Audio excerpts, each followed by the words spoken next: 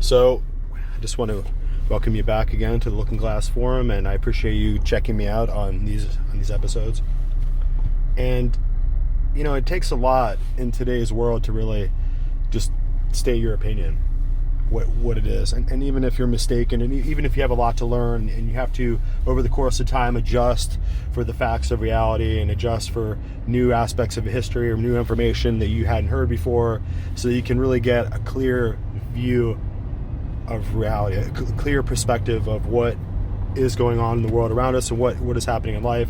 And to be informed, it's kind of like knocking down the dominoes, because after you begin to really pull at the strings of it all, and you start to really get a good look at things that are information that's hard to come by, then you start to be really more curious. Perhaps you start to wonder about other organizations within, you know, the private sector or within the government that we don't know anything about. And so there's a lot to learn out there.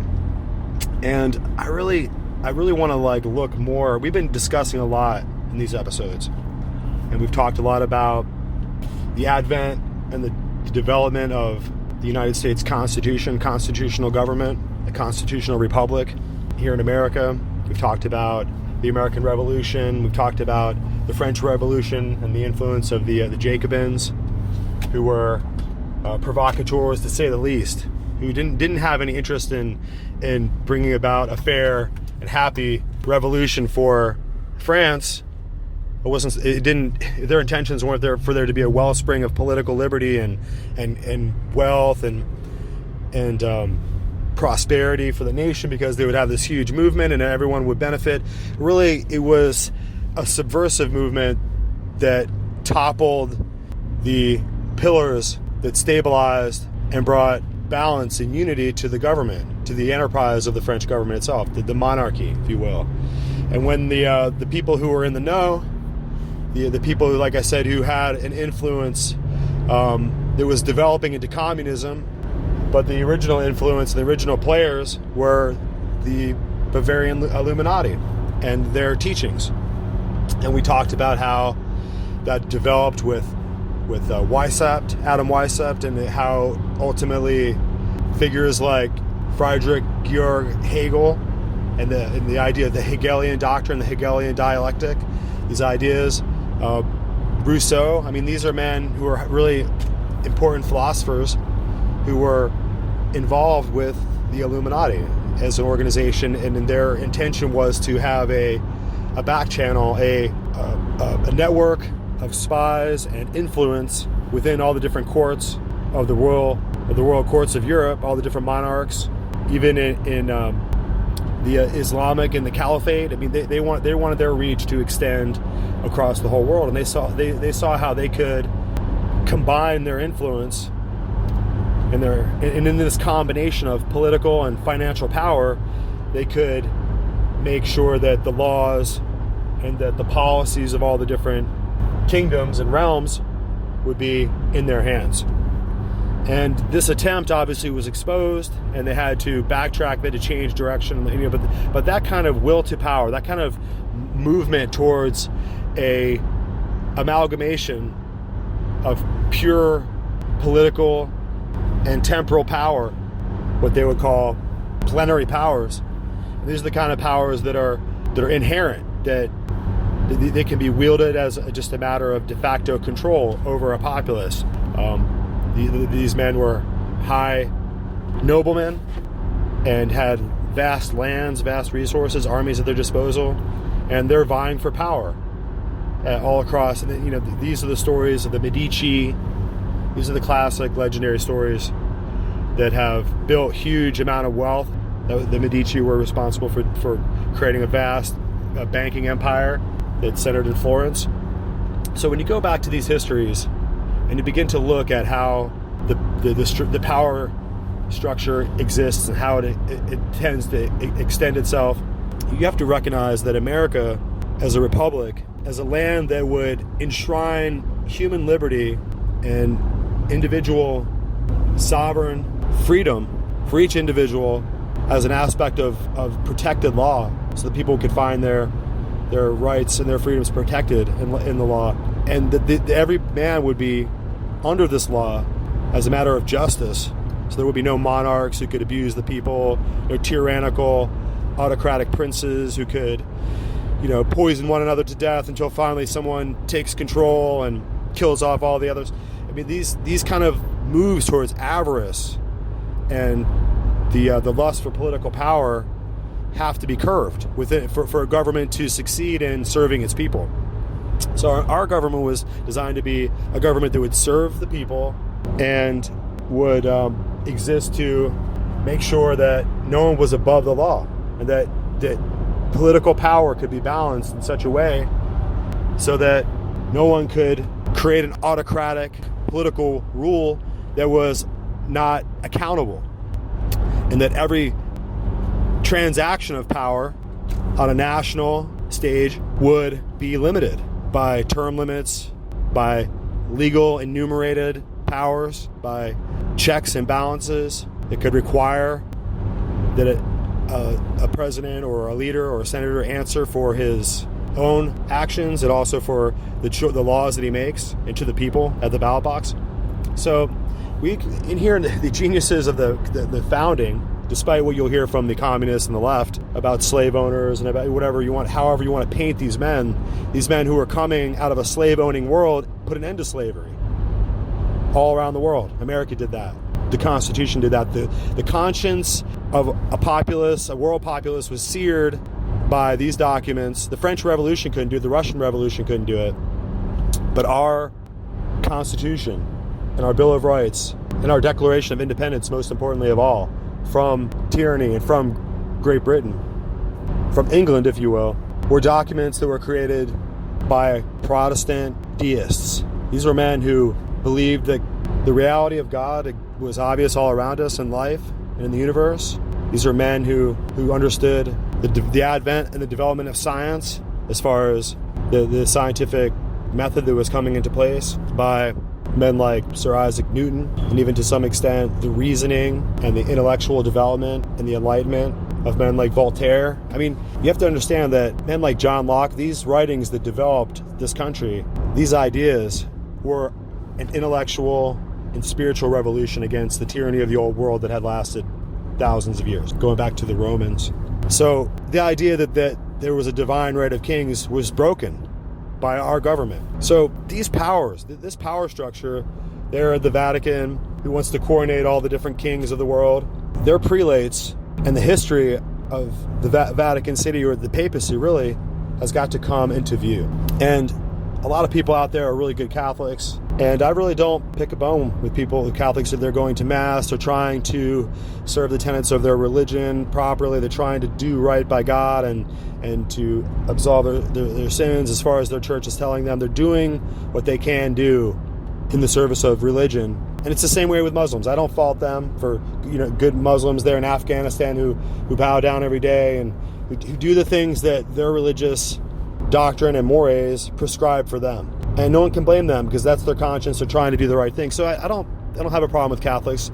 I mean, I would like them to learn more about it and have the courage to challenge some of that thinking there. But it's irregardless of the fact that the Vatican itself is accountable for a legacy, a long history, a long period of being geopolitical activists. And the Curia and the men around who serve the papacy, the knighthood orders, who receive great treasures and who work really hard in the name of religion to serve the Pope as the vicar of Christ on earth. And he supposedly, according to Roman theology, sits in the place on the throne of Jesus Christ, in Jesus Christ's church, and he rules in Jesus Christ's stead. So in ruling in the stead of the Lord of Lords and the King of Kings, the Messiah himself, who's in heaven, is this man, the Pope. And he rules Christ's church, his kingdom, his empire here in the world for Christ, and does everything on his behalf. And that's their constitution, that's their doctrine, that's where they're coming from. They believe that they have the absolute right and unmitigated divine authority of heaven prescribed arbitrarily to them, like a blank check, to do as they see fit. And so you can see that the ability for this kind of thinking, this kind of ideology to be abused is enormous.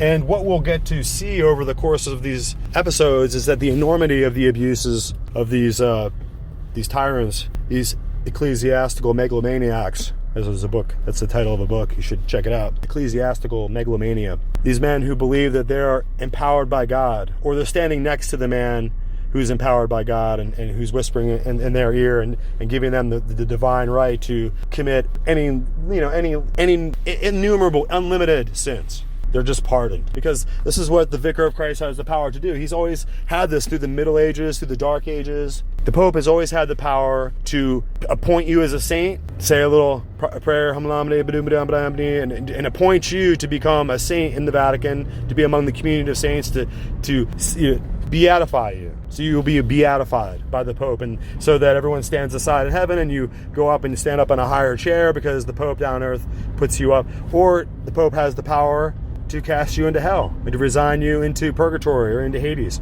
And that's what the Pope and his men were busy doing all through the Middle Ages, because you have to understand that the Inquisition and the religious persecution, the religious murder of the papacy, of the Vatican, lasted in one form or another for over 6 centuries. So we're talking about 600 maybe 10 years of constant persecution of other Christians, of gypsies, of Jews, of Muslims, of American Indians, Aztecs, in the form of the Spanish conquistadors, which was just an extension of the Inquisition.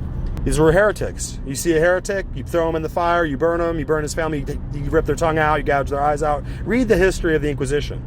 This is what they believed. They had no soul and no conscience. They abused and murdered and raped and pillaged and killed their enemies, who they proclaimed were the enemies of Christ. And they did this for centuries. So these institutions of tyranny and hate, and these vile institutions, these kingdoms, these principalities that are set up in Europe, the Vatican's throne set up in Rome there, they have not changed. They are not going to change. They're timeless, unchanging institutions. The Council of Trent declared that all Calvinists and Baptists and all Puritans and all those other Christians out there who like to read the Bible, these men who will ultimately be led later on by Martin Luther, by Calvin, John Huss, and these reformers, John Wycliffe, got to put him in there. Most of them were all killed by the Vatican for reading the Bible, for asking why, if the commandments required that we don't have any idols, then why the Catholic Church had all these idols of Jesus and Mary, and everyone would kneel down to them and pray to them. And people would say that sometimes the statues of Mary would cry, and it was miraculous. Today, people are so enamored with this cult, they'll see pictures of Mary in their fruit or in their toast. Take a picture, you see it on the news. A picture of Mary in the clouds. It's in their minds, this idolatry.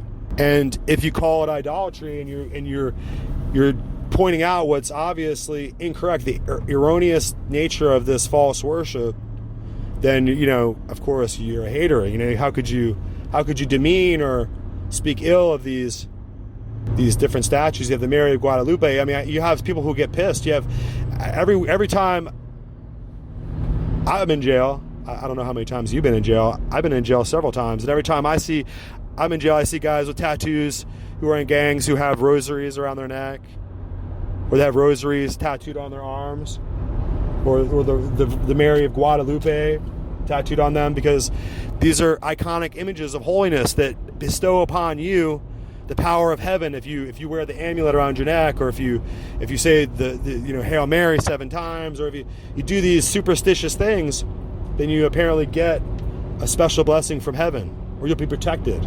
These are the kind of bizarre, cult-like, superstitious, religio-cultic practices and beliefs that are espoused by the Roman Catholic Church.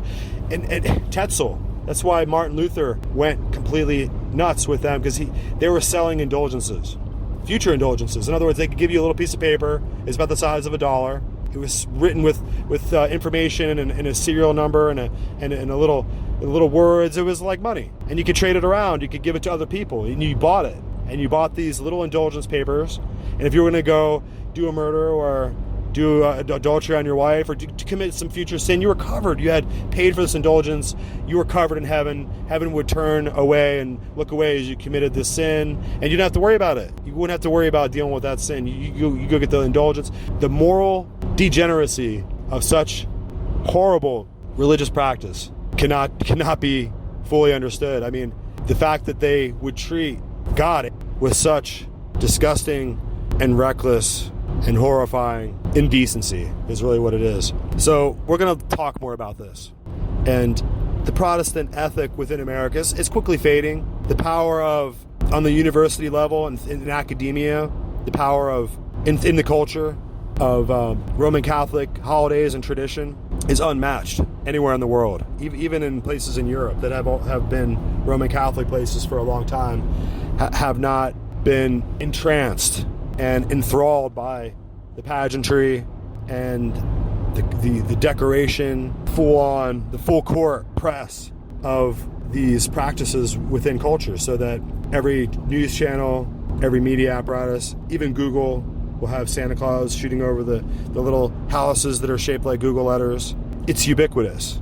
The idea that even people who have no idea what the Bible is or what Roman Catholicism is or what Jesus is or what religion, they like the elves. They have the movie Elf with the funny guy, and he's from Santa. When Santa comes out, he screams like a kid does, Santa, right? Santa! Because we've all been totally brainwashed since we were young. I remember when I was a kid, it was like the Grinch Who Stole Christmas cartoon by Dr. Seuss, right? So the propaganda of Romanism has been percolating up through our culture for some time. You have to understand, before that, before the 50s, before the silver screen, Humphrey Bogart, and then Bing Crosby, chestnuts on the roasting fire, right? The whole thing, like the songs, like Jingle Bells, like that whole era of music was culturally embedded within, the 40s, the 50s, after World War II, the 60s. Before that, there were areas in the country where people practiced Christmas, and there were areas in the country where people didn't. There was a delineation. But after that point, after the silver screen, after that era of intense propaganda, and they're beautiful, nobody can get them out of their head. They're beautiful Christmas carols. People come up to your house in that time, and it's sweet because they want a Christmas carol, and they're all partaking in this religious devotion, and it's a one-way religious perspective that presupposes that Roman Catholicism, and that ultimately the priests down at your parish who are being overseen by the archdiocese in your area, who are being overseen by cardinals who are going back to the curia, and they're being informed by the staff there in the Vatican, and ultimately they're enacting the hierarchy of the power structure of the Pope. That's why you go down to the parish and you have Father Smith down there. Father Smith, and he's really not married, he doesn't have any kids, and you really don't want him to be around your kids, but everyone calls him Father. It's kind of like, it's a little bit creepy. It reminds me of the Mithraic cult, the Paternus. That was the leader of the Mithraeum. If you went down to your secret Mithraic cult there in Rome, you'd have the Paternum, who was the father, and later on, in a similar fashion, the priests down at the Roman cathedral or what have you is called Father this or Father that, and everyone accepts that he can hear our sins and he can absolve us and tell us it's okay, you'll be all right, and say these Hail Marys, and then you're absolved, and you take care of you dealt with it with heaven. You and heaven are squared now because you went through that confessional booth, and that's long been the teaching, and people just go through it. It feels good, or it's psychological, whatever. But you have to understand that before America had a Roman church, it had fought for the independence of the Reformation church.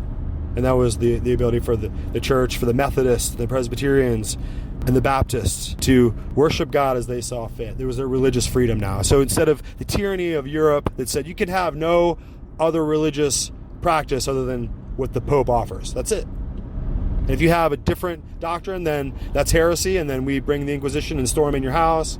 We tear up your children. The Inquisition killed children as young as 10, 12. It's just a fact of history. You can go back. We'll look more into it. We have to be accountable to the truth of history. And so those same doctrines that led these men, smart men like St. Augustine, he was a proponent of killing heretics. You just got to go look in his books. Go read his works. These were the founding theologians of this cult doctrine, said that you got to kill off heretics. It's like dealing with a disease. Sometimes you got to amputate a few limbs. That's what he said. So these are your theologians. Roman Church, Roman Catholics, Merry Christmas. That's you. That's your doctrine. That's your Inquisition doctrine. Now you put up some Christmas lights, and it feels good. You got to buy it's addictive. You got to buy the presents. You got to have a list of people. Or some people are on there and some people aren't on there. It's like Santa's list. Because some people are naughty, right? Naughty or nice. He knows if you've been good or bad. I mean, there's a lot of power Santa has to come down your chimney. There's a lot of magic. There's a lot of Christmas magic, isn't there? So I'm trying to look in my Bible and read about Moses and Abraham and King David, and I'm not seeing a lot of Christmas magic in there. But you like it. It's your practice. It's your ritual. It's a Roman ritual. So it's not Christianity. It's not biblical. It's got nothing to do with Christ. They have Christ up there, and he's always crucified and nailed up and bleeding. If you're going to be in a Roman Catholic church and you're going to see Christ, you're going to see him bleeding.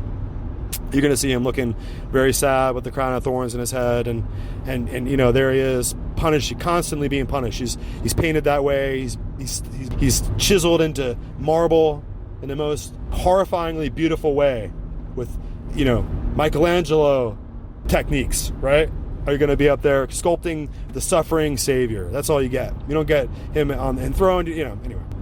Because the power of Rome was to destroy Christ. That's what Pontius Pilate did. Pontius Pilate, he destroyed Jesus of Nazareth. He didn't recognize him as the king. He went and did the will of Caesar and killed him, crucified him. That's what happened to him. So that's where Rome's legacy stands, and their particular.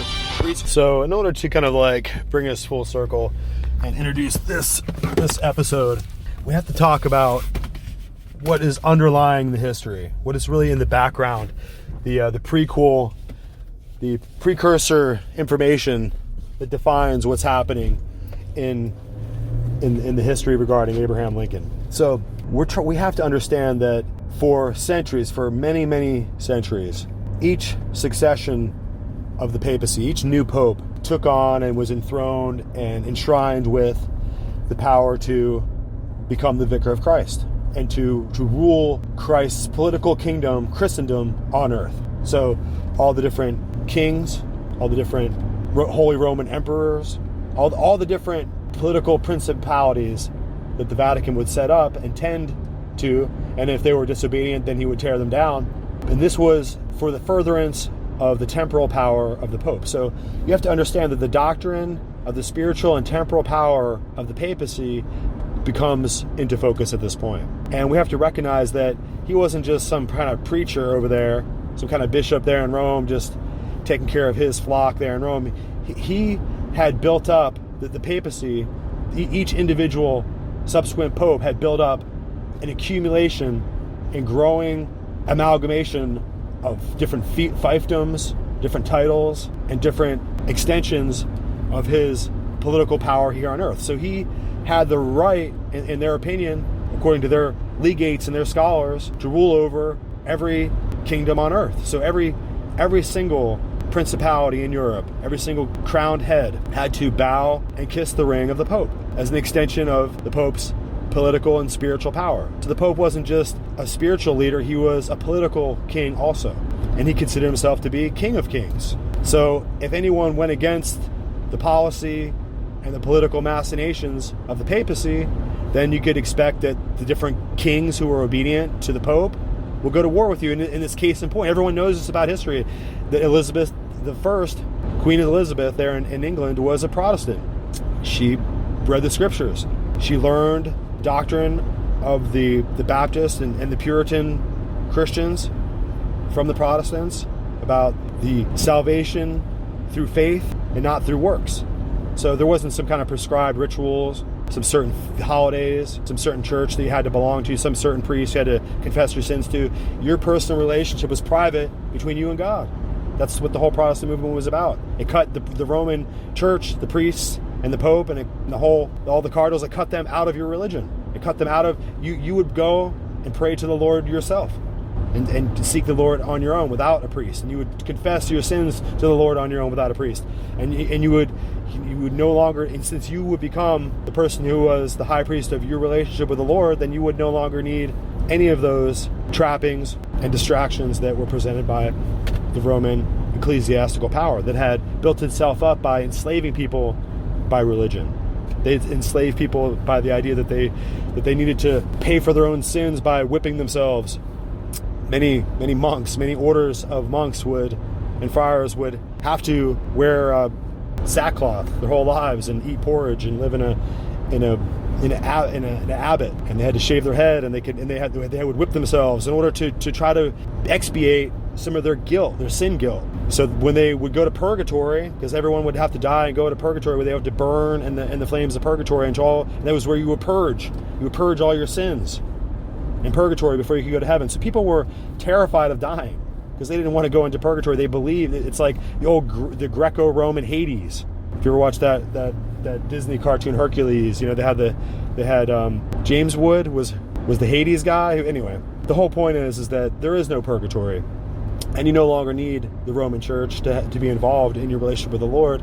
And so as soon as you find this out, because you're reading the Bible and you learn that Jesus Christ doesn't have a vicar, and he's the only head of his own church, and he's the head of that church from heaven, and and this guy who's down here pretending to be Christ's legitimate prince on earth is really just an antichrist, just a false prophet, just a man who's a puppet, who's pretending to be in the church business, but he's really in the geopolitical power business. So as we start to approach this notion of the political power and dominion of the Pope, the spiritual and temporal dominion of the papacy, we are approaching a doctrine that many of the kings of old and the knighthood orders would bow and kiss. They would bow and kiss the ring of this spiritual and temporal power, and they would obey it. And they would obey it as if it was God, as if it was the voice of God. They would obey the Pope as if he was the voice of God. And that's what we're getting down to. This whole fatherhood, this whole papacy, that's what papacy means. It means fatherhood. If you're in Italy and you say, your papa, your papacy, right? Father, the Holy Father is the Pope. And if you look in the scriptures, Jesus was talking to his disciples and he said, call no man on earth father, because your Father is in heaven. And it's kind of a strange thing to say, because you're like, what about my dad? I mean, my dad, his name is William. He's a smart, brilliant guy. He's a wonderful guy. He's my dad. So can I not call him father? What he meant was, you will have no spiritual father on earth, because our real spiritual father is in heaven. So we will have no holy papacy, no holy father. So even Christ himself in his own teachings was denouncing the future rise of this papacy there in Rome, this Roman political power that would take on, like sheepskin, like a wolf in sheep's clothing, would take on the appearance of Christianity and of a Christian bishopric, and act as though he was a Christian bishop, but really he's just a continuation of the Babylonian mystery cults, and we'll get into that later. But we need to really focus in on here, as we're going through some of these episodes, on how this doctrine of the infallibility, the doctrine of the temporal and spiritual power of the papacy, how it comes into play in American history. And we begin to see that in the discussion about Abraham Lincoln. And as we look in here, we're going to do some interesting speakers, as we always do, and we're going to discuss the little known suppressed history of the assassination of Abraham Lincoln. And it turns out that the men who were behind the assassination of Abraham Lincoln were, in fact, Georgetown priests, learned men who were sick of the direction that Abraham Lincoln was taking the country. And Abraham Lincoln was a Protestant man, a Bible-believing man, a man who ended slavery, did the Emancipation Proclamation.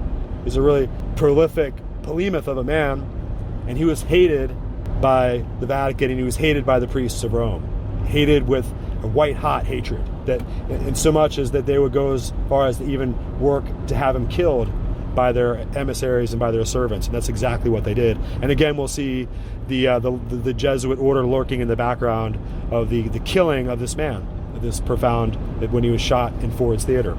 And as we were saying, we can see this doctrine playing out also when we were talking about Queen Elizabeth I, when the Roman Catholic King of Spain and his queen, I want to say Isabella, but I don't want to mix up the facts, but the King of Spain sent his armada of 1,000 ships to come and to do a land invasion of England, to basically ultimately kill Queen Elizabeth I and end her Protestant reign, because she was making it possible for the Reformed faith to exist, and ultimately she would bring about what was necessary to have the Anglican Church brought about, which was a Protestant, a new church denomination that separated from the Roman papacy.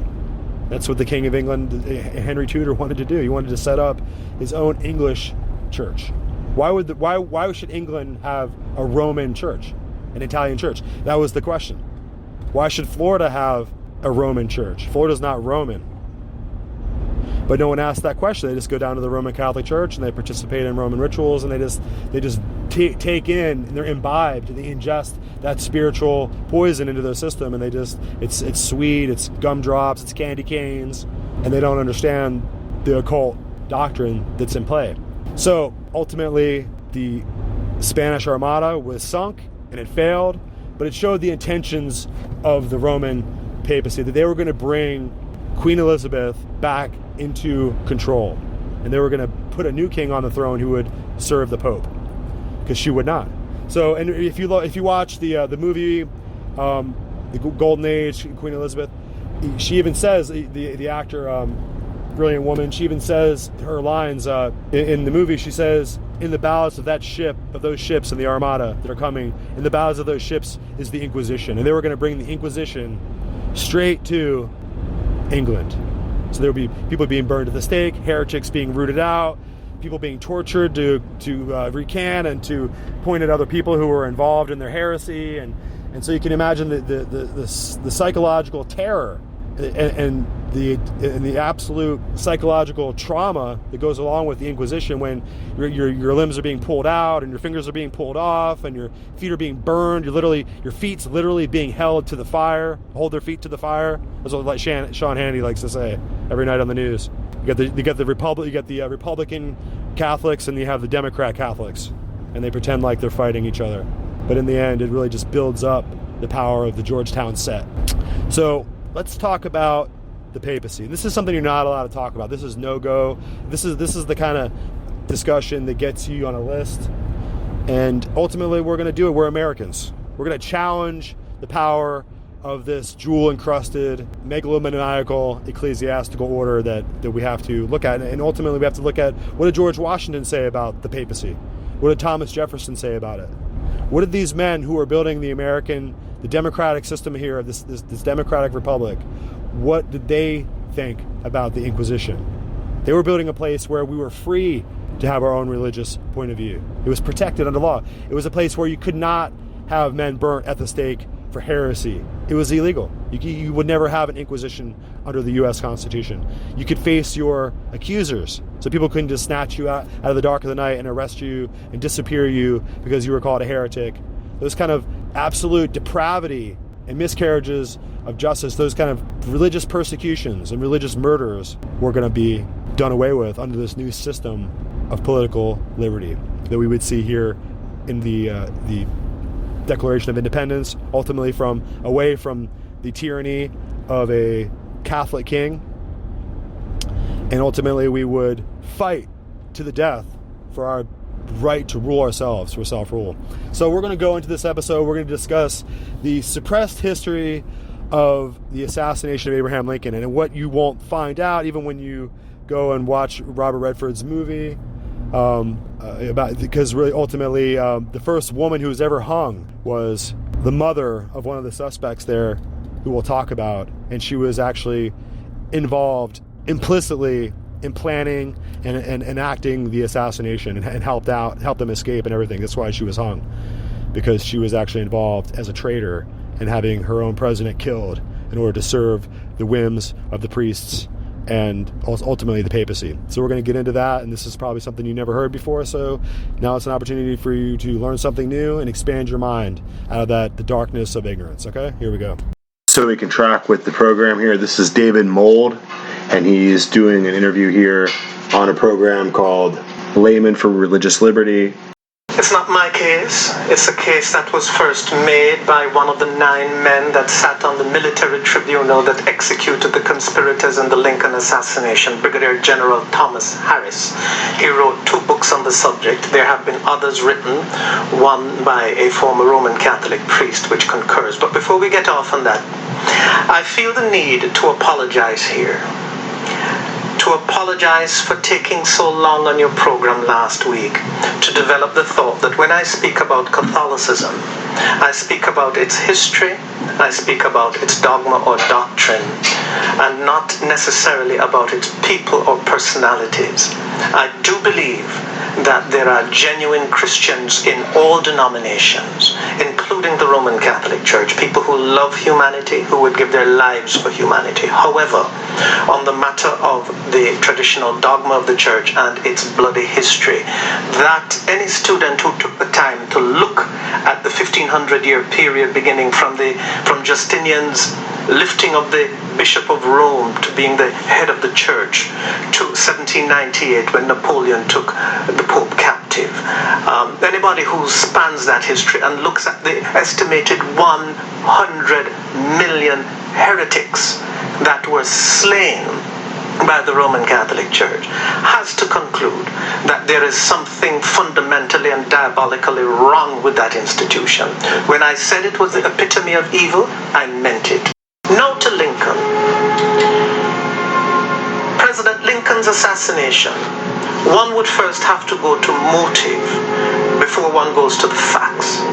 And I think it is clear to say Lincoln's contemporary Pope Pius IX put forth a list of what he called a syllabus of errors and re-emphasized the church's antipathy or hatred for the foundation principles of the United States of America. Freedom of the press was anathema. Freedom of speech was anathema. What you had happening was this upstart country, the United States of America, emerging, admittedly at a time when Rome had received a wound, but emerging, and Rome felt it necessary to condemn the principles, separation of church and state. I mean, I can quote you Pius IX repeatedly, and I will do that in subsequent programs so that people can understand. And indeed, millions of Roman Catholics are members of that church who don't have a clue about the principles that Rome espouses. All right, so the motive, President Lincoln was simply the president of the country which most flew in the face of established dogma or established teaching. If you were to boil it down to its bare essentials, I would say this: Roman Catholicism believes in the union of church and state. The United States Constitution believes in just the opposite. It states Congress shall make no law respecting an establishment of religion or prohibiting the free exercise thereof. That's the First Amendment to the Constitution of the United States. Rome says join, and not only join, but Rome says we have the authority to use force to compel the conscience. Pius reiterated that in his syllabus of errors.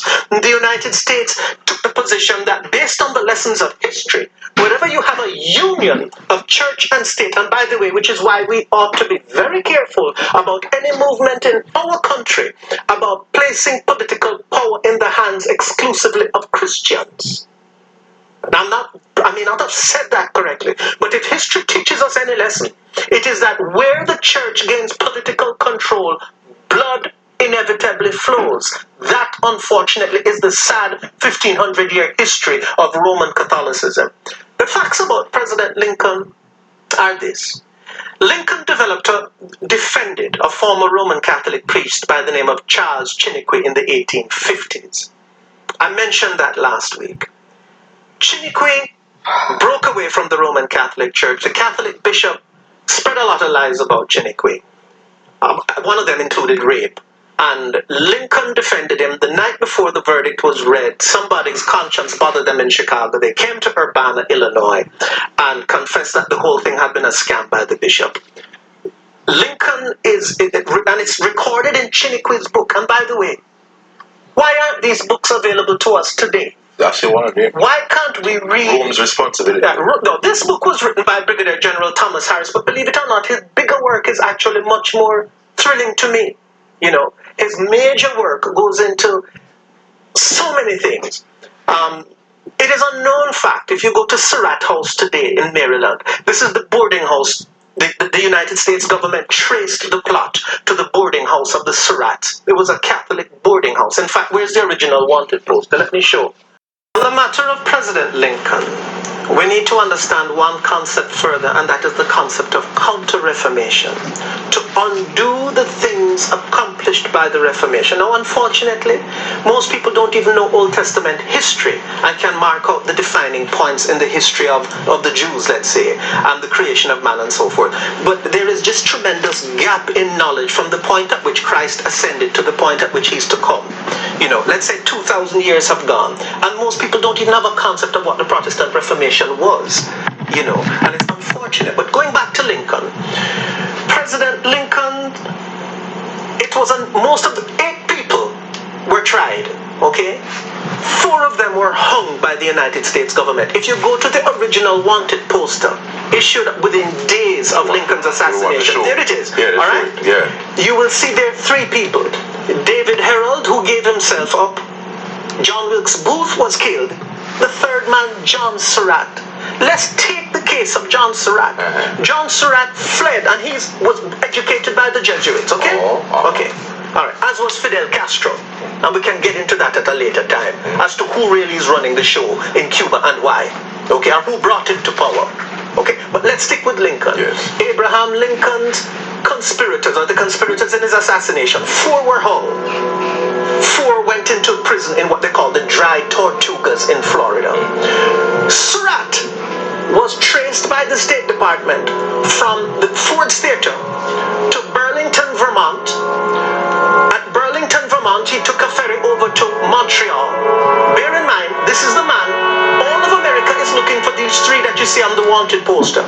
Surratt is met by 2 Roman Catholic priests, and this is documented. This is documented American history. It should be taught in every schoolroom.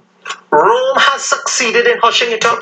If you go to Harris's major work, you will find all the details. And again, this is not some fly-by-night historian. This is one of the 9 men. This wanted man is met by Roman Catholics. Met by 2 Roman Catholic priests, Father Boucher and Lapierre. One was the canon to the Bishop of Montreal. They hid him for 5 months in Montreal, while all America looked for him. Hid him within a stone's throw of the bishop's house. American history. Okay? 5 months later, they disguised him and put him aboard a steamer called the Peruvian, headed for Britain. He got off in Liverpool. He went to the Oratory of the Holy Cross, which was a Roman Catholic boarding house where he was sheltered. The State Department lost track of him there. When they picked up his trail, he was in Rome, the little village of Velleteri. He was in fact, I have a picture here of John Surratt in the uniform of the Pope's personal bodyguard. You have that? Yes, I do.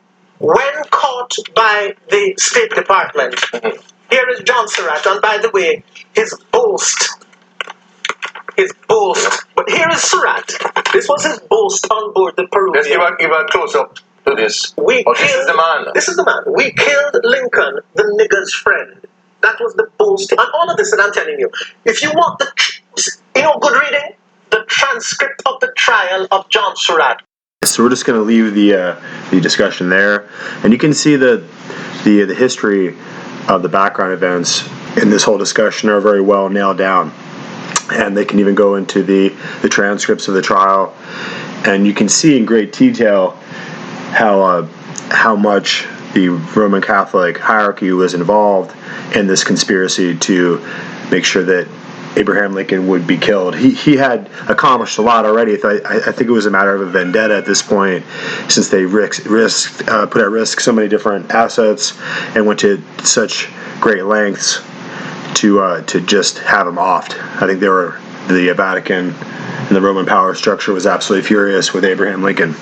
As we were talking about before, and we'll present more details about this, and we'll try to present more speakers and more teachers, and we have to find people who have the knowledge about these subjects and who have the courage to bring them about. There's a lot of videos on YouTube that call this idea that when we present the historical fact that Abraham Lincoln's killing, his assassination, was directly tied with Pope Pius IX and the Vatican, people like to pick at it and call it crazy and say how inconceivable it is for them to accept the fact that there could be such a connection. But even when Booth at Ford's Theater jumped over the edge after shooting Lincoln, jumped over the railing down into the lower floor, he yelled out in the crowd, "Sic semper tyrannis," which means "thus always to tyrants." And of course, it's a Latin phrase, and it goes to his training as a young man and his Catholicism and his upbringing in parochial schools. So we have a lot of documentary history that we have to establish here. People like to point at other ideas that they were angry, that they were Confederate men, or that they had some other ulterior motive behind wanting to kill Lincoln. But it was such a risky, kind of fanatical attempt to kill him that it really goes to a reflection of the fury and how incensed their superiors were, and how desperate they were to really get rid of him altogether.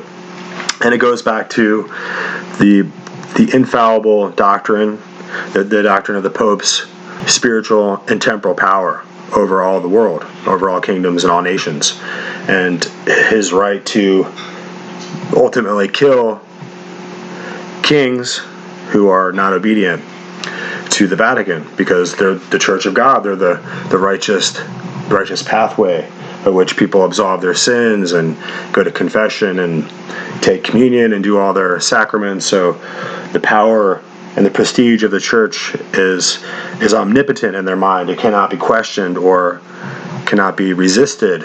And if you resist the will of the Pope of Rome, then you're resisting God, and you should be consigned to hell. And that's what the Inquisition is for. And that's what the assassination squad of the Knights of Malta, the Pope's Knights, the Papal Knights, all their men, their military ranks, their military orders, and they're set up as a phalanx, and their effort is to make sure that the enemies of Christendom, the enemies of the Pope, it's like a crusade. And if you stand against them, then you have to be annihilated by the religion of God, and with their crucifixes out.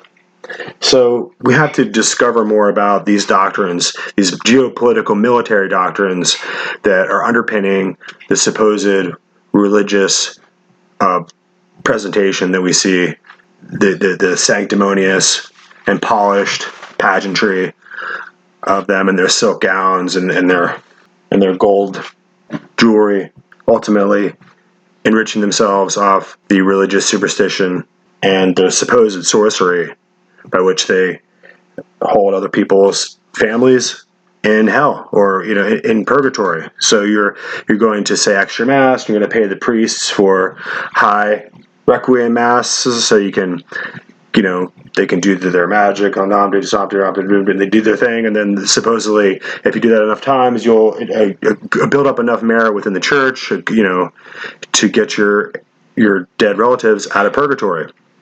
So I don't know why the Pope doesn't just say a mass and release all of them from purgatory. I guess you have to pay. It's like a kidnapping, a spiritual kidnapping routine that they do for you if you believe in that system, and many people do. They're totally laden with the chains of bondage of this kind of spiritual darkness. So let's go ahead and take a look at some more discussion on these lines here. And this is going to be a courageous discussion. We're going to look at some of these guys are going to do a little layout of Father Chiniqui's books. We can't really go through the entire thing, but it's important that you hear what you don't normally hear, which is dissent, which is criticism of a system of geopolitical and spiritual religio-cultic tyranny over your minds. And so that's why every year around the winter solstice, or is the winter equinox, whatever that is, it's the longest nights of the year, which the sun is the darkest if you're in the northern hemisphere. And it's at this point when we have December 25th, which is the birthday of Mithra, if you go back to the Greek. And when they ultimately prescribe this as the birthday of Jesus Christ, everyone's supposed to buy gifts and kiss under the mistletoe and all this kind of stuff. And this whole mythology arises out of the cult of sun worship, astrotheology. And we have to understand that wealthy people can afford to buy gifts, poor people cannot. So they're strained under the pressure culturally and socially to participate in this, and all the other kids want to have presents too. Why can't they all have presents? Let's have a shoebox with pencils and oranges in it, and we'll give it to the poor kids so they can all participate in this religious devotion, which is of course anti-Christian. No one told you that it's unbiblical. It's Babylonian, it's Egyptian. Ultimately, the Roman system has syncretized it with Christian beliefs so that everyone in the world is starting to engage in this cult system of darkness and deception. It's not popular to say it, and it takes courage to accept it, but ultimately, this is the path to freedom. This is what frees your mind. This is when Christ gives you freedom, that you're free indeed, and this is what they're talking about. So here, let's take a listen to this interesting composite here. I like it when they do the anonymous, computer voice reading of the Chiniquy material. So let's just take a listen. Americans know Abraham Lincoln was an American statesman and the 16th President of the United States, term 1861 to 1865. He was born in Hardin County, Kentucky, and grew up in Indiana. In 1830, his family moved to Illinois, and in 1837, Abe began practicing law in Springfield. His upright moral character had earned him the nickname Honest Abe. Abraham, an avid reader of the scriptures who often cited biblical passages, held no denominational alliances and developed a keen awareness of the dangers posed by the Catholic Church and its dreaded Jesuit order. Most Americans do not know about the Jesuit connection to the Lincoln assassination. People who were close to Lincoln, including Samuel Morse, inventor of the telegraph, and several American ambassadors, knew of the Jesuit hatred toward him and warned him ever increasingly right up to the point of his murder. This article has been written to recover the truth of history which has been omitted and obscured from the public view by the American government, the Catholic-influenced writers of history, and even publicly suppressed by Lincoln himself, for reasons we will later see.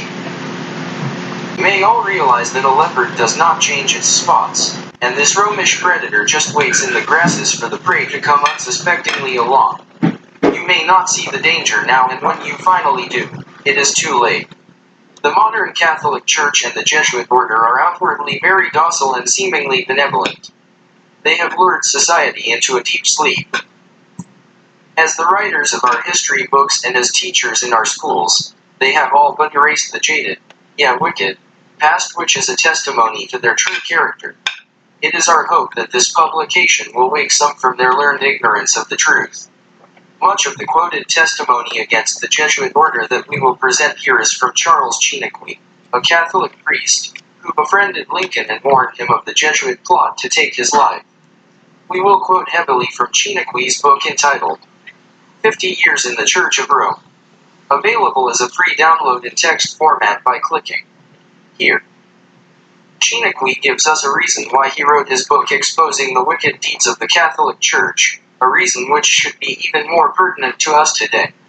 Because modern Protestants have not only forgotten what Rome was, what she is, and what she will forever be, the most irreconcilable and powerful enemy of the gospel of Christ, but they consider her almost as a branch of the church whose cornerstone is Christ. Chas Chiniquy. 50 years in the Church of Rome. We echo this truth to all Protestants. If one can still rightly call them that, since they really do not protest anything anymore. And to the ear of the deceived modern Catholic as well, who may not know of the true and wicked history behind the Church at Rome. Many people had left Europe to escape the clutches of the Roman Church, coming to America to obtain truly free religious liberty by which to enjoy their Christian worship. This article is intended neither to bash Catholic lay people nor to breed contempt or hate of any one person or group. It is strictly to inform and warn of a past historical happening involving the Jesuit order. We will never forget that our forefathers, the first inhabitants of the American land, were compelled to leave their native country, to come to bury themselves in unknown and far distant wildernesses to escape Europe. Jesuit tyranny and cruelty. Jesuitism Unveiled. Americans Warned About Jesuitism. By Claude Pirat, 1851 AD. If the liberties of the American people are ever destroyed, they will fall by the hands of the Catholic clergy. Lafayette. M. Philip Millard, former president of the John Adams Union, wrote to Jefferson in 1816. I am not happy about the rebirth of the Jesuits. Swarms of them will present themselves under more disguises ever taken by even a chief of the Bohemians, as printers, writers, publishers, school teachers, etc. If ever an association of people deserved eternal damnation, on this earth and in hell it is this Society of Loyola. Jefferson's reply. Like you, I object to the Jesuits' re-establishment which makes light give way to darkness. The Secret Treaty of Verona. The beginning of the 19th century was a time of change for the papacy of Rome. Pius VII was pope from 1800 to 23, and had issued a condemnation of Bible societies as a most abominable invention that destroyed the very foundations of religion. This new era of liberty and republics had diminished much of the papal power, but had nowhere near paralyzed them. They strongly hated these freedoms and continually were they set on destroying them and on regaining their former absolute power as in the time of the Inquisitions. The United States and its president were obstacles that had to be dealt with. On our quest for the truth we must begin at the Treaty of Verona. The death of President Lincoln was the culmination of but one step in the attempt to carry out the secret Treaty of Verona of October 1822, a pact entered into by the high contracting parties. Kings of Prussia, Russia, Austria, and behind the scenes, Pope Pius VII, the king of the Papal States. Of the former Congress of Vienna, Austria, which had held its sessions secret, covering the whole year of 1814 to 15. The suppressed truth about the assassination of Abraham Lincoln. The secret Treaty of Verona referred to its contractors as the Holy Alliance. The treaty was dedicated to the eradication of Europe's representative governments and the re-establishment of absolute monarchies. It also purposed to suppress the media, the press, and to use religion to keep the nations in the state of passive obedience. The document, signed on September 26, 1822, also expressed their thanks to the Pope for what he has already done for them, and solicit his constant cooperation in their views of submitting the nations. In the Congressional Record of April 25, 1916, U.S. Senator Robert L. Owen was questioned by members of Congress as to what the meaning of this secret treaty truly was. The record shows his reply to include the following statements. This Holy Alliance having put a Bourbon prince upon the throne of France by force, then used France to suppress the condition of Spain immediately afterwards, and by this very treaty gave her a subsidy of 20 million francs annually, to enable her to wage war upon the people of Spain, and prevent their exercise of any measure of the right of self-government. The Holy Alliance immediately did the same thing in Italy, by sending Austrian troops to Italy. The Holy Alliance made its powers felt by the wholesale drastic suppression of the press in Europe, by universal censorship, by killing free speech and all ideas of popular rights, and by the complete suppression of popular government. The Holy Alliance having destroyed popular government in Spain, and in Italy, had well laid plans also to destroy popular government in the American colonies, which had revolted from Spain and Portugal in Central and South America under the successful example of the United States. It was because of this conspiracy against the American republics by the European monarchies that President Monroe stated to Congress that the United States would regard it as an act of hostility if the Holy Alliance, or any European power, attempted to establish control of any American republic or to acquire any territorial rights. Maybe you will remember this decree from school, as this was known as the Monroe Doctrine. As you well know, the Catholic Church laughs in the face of that decree and became a major landholder in the USA. As the Vatican brought these political powers together for the Treaty of Verona, they also had other things going on. Simultaneously with the calling of Congress of Vienna in 1814, Pope Pius V restored the Society of Jesus, Jesuit order, which had been abolished by Pope Clement IVTH, July 21, 1773, on the grounds that it was immoral, dangerous, and was a menace to the very life of the papacy. The suppressed truth about the assassination of Abraham Lincoln.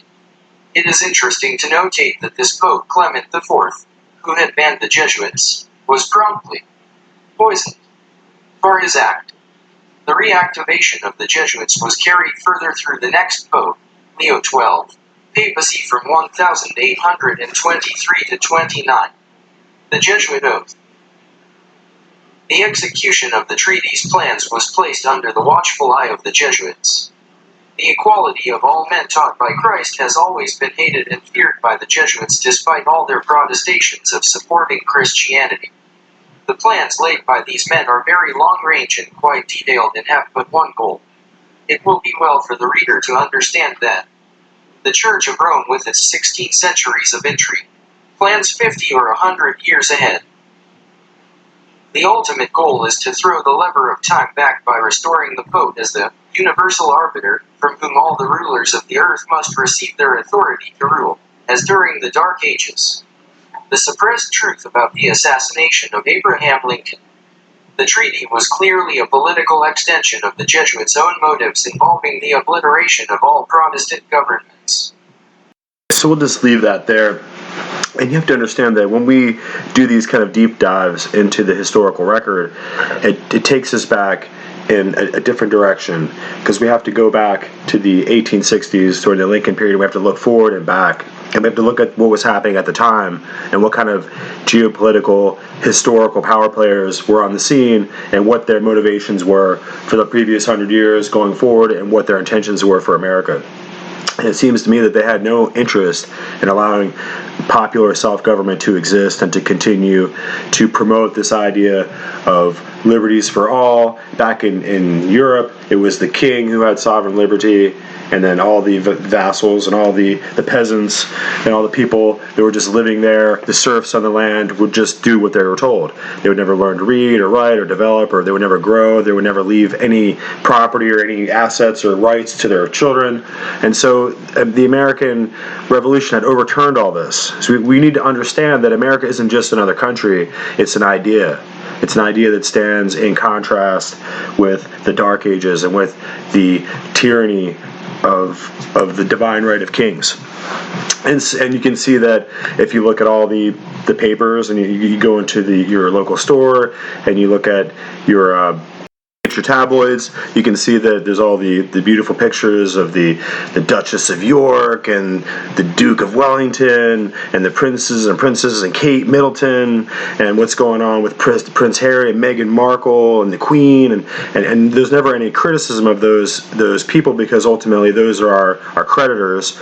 The Federal Reserve has taken this enormous central bank debt from the Bank of London, and you have to understand that ultimately these people who we revolted from are ultimately becoming our landlords again over the course of time.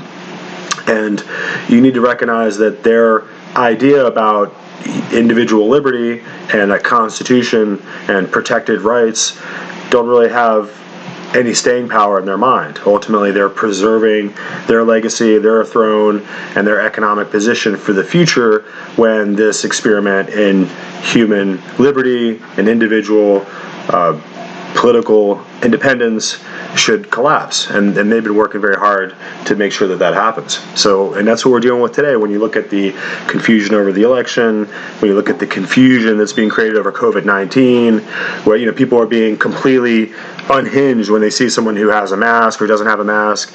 I think that we're just creating a separation, a dilemma between people who think that the other is insane for not either participating or not participating correctly, or not wearing the mask correctly, or not wearing it. Everyone has diverged mind. Ultimately, the people are taking a contrary position. The society is being systematically, almost scientifically divided against itself. And ultimately, if we can't really resolve these problems, the crime, it was always there, but ultimately people, the publicans, the plebs out on the street, just the regular run-of-the-mill street denizens will ultimately take a shot at each other for supposed political reasons that they heard on CNN or Fox. They'll take on the shape of in the dimension of the energy and the animosity and the vitriol that's coming through their media and their television and the news networks. So ultimately, what we're really seeing is an exercise of social corrosion. It's breaking us down, and it's turning us against our neighbors. We're all waving signs at each other, and we're fully convinced of each other's right position. But based on what I've seen in the past, that we might all be wrong. We might all be voting for the wrong person.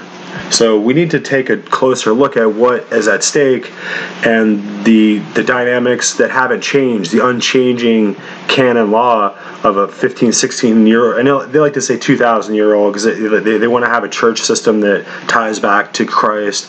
But the truth is that the Roman Catholic system didn't exist for 400 years after Christ, maybe 350, 400 years, until they established the Pope of Rome as a bishop in Rome, and translated the Roman Empire over into this new kind of spiritual dynasty, and had a succession of popes. And we'll talk about that more later in another episode, how we actually got to the succession of centuries of the popes that made this line of the papacy, and how it got its rise, where it started from.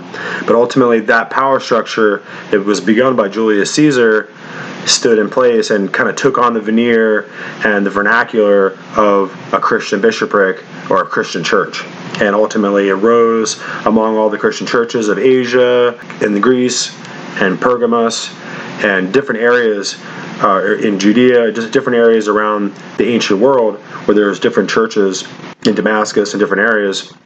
And ultimately, the Roman bishopric, the Roman Church, became the head of all those churches, and tried to have its supremacy over all their bishops. So that's why you see people come in and they have to kneel down and kiss the Pope's ring, because he has supremacy over all other pastors and preachers and all other bishops. That's his position. And ultimately, he has, in his mind, supremacy over all the kings and all the presidents and all the rulers of the world. And so that's, in order to be a Catholic, in order to be in good standing with the international bankers and the globalists and the elites and the high knights of the Order of St. John's, or the Templar Knights, as they were called in the past, or the Scottish Rite Knights, or the Knights of the Ku Klux Klan, or any of these systems of papal knights, the Knights of the Golden Circle. We've been through this before. We discussed how they had fraternities of papal knights who operate like a military battalion, and their order and their position is to defend the power and the omnipotent plenary sovereignty and plenary powers of the papacy. So let's go ahead and take a listen to, I think I have an interview here that we can take a listen to. This is going to be another podcast that was done by Federal Jack. And it looks like Steve Stars and Popeye are doing this one. And it's interesting to how hard I have to work now to go and to try to dig up some of this information for you guys, because it's almost impossible to find. There was a day 10 years ago when this stuff was available on the internet, and now it's really just completely censored, and you have to really dig pretty far in there to try to find some of these kind of divergent discussions. And these are ideas that are going to be kind of banned as conspiracy ideas that are just unacceptable in the normal